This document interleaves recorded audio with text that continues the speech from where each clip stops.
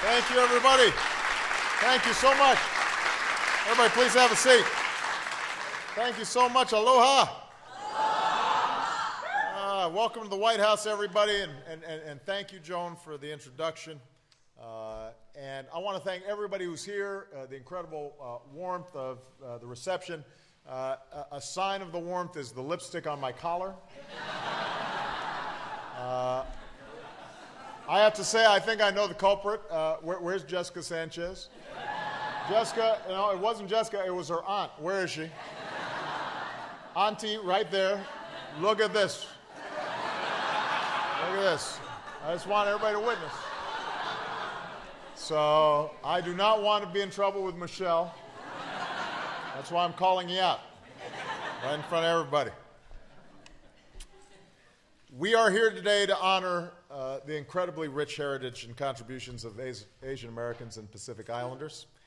And there's no better example of that diversity than the people who are in this room. You know, we've got members of Congress, we've got members of my administration, we've got lots of special guests and talented performers. And you know, every day we're reminded of the many ways in which Asian Americans, Native Hawaiians, Pacific Islanders have all contributed and enriched our nation throughout our history. Obviously for me, I don't have to look any further than my own family. I've got my brother-in-law here, Conrad, who is Conrad Eng, who's heading up the Smithsonian Asian American Center, or it probably has a longer name than that. My sister Maya, their beautiful daughters, my nieces Sohail and Savita. I can think back to my college years when my roommates were Indian and Pakistanis, which is how I learned how to cook keema and dal. Very good. And of course, I can dig back into my own memories of growing up in Hawaii and in Indonesia. And so, certainly it's been a central part of my life, the entire Asia-Pacific region. But it's more than food and family, because generations of Asian Americans and Pacific Islanders helped build this country and helped to defend this country and to make America what it is today. It's a history that speaks to the promise of our nation, one that welcomes the contributions of all people, no matter their color or their beliefs, because we draw from the rich traditions of everybody who calls America home. All right. E pluribus unum, not of many one.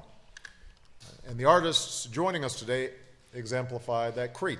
So we've got performers like Karsh Kalei, who fuses the best of East and West, mixing eclectic beats with the sounds of his heritage and creating music that's distinctly his own. That's a trait, obviously, that's distinctly American.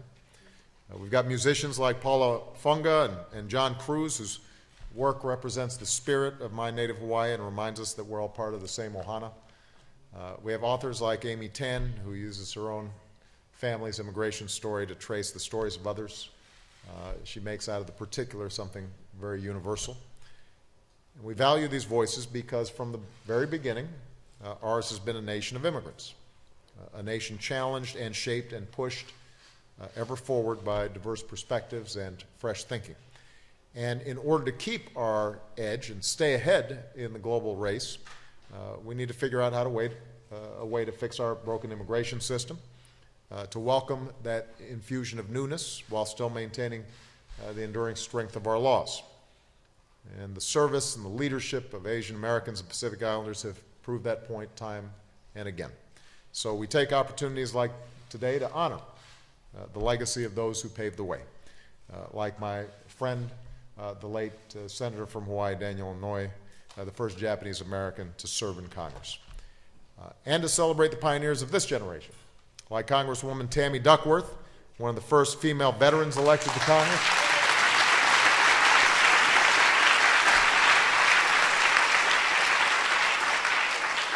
And one of my favorite people right now, Srinivasan, who has just been confirmed. Here's Sri right here. I was proud to nominate Shri, and he was just confirmed unanimously to become the first South Asian American Federal Appeals Court judge.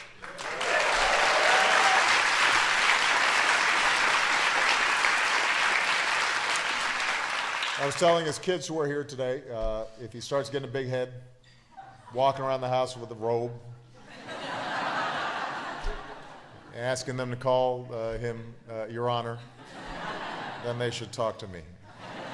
But, in every election, at every board meeting, in every town across America, we see more and more different faces of leadership, setting an example for every young kid who sees a leader who looks like him or her.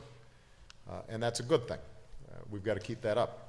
We've got to do everything we can to make sure everybody works hard, everybody plays by the rules, everybody has a chance to get ahead, to start their own business, to earn a degree, to write their own page in the American story, that the laws respect everybody, that civil rights apply to everybody.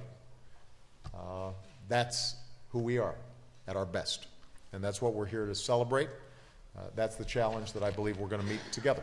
So I want to thank all of you for being here tonight. It is going to be a wonderful, wonderful gathering, and from Michelle and Malia and Sasha and Bo, thank you all for the incredible contributions that you're making each and every day. God bless you. God bless America. Thank you.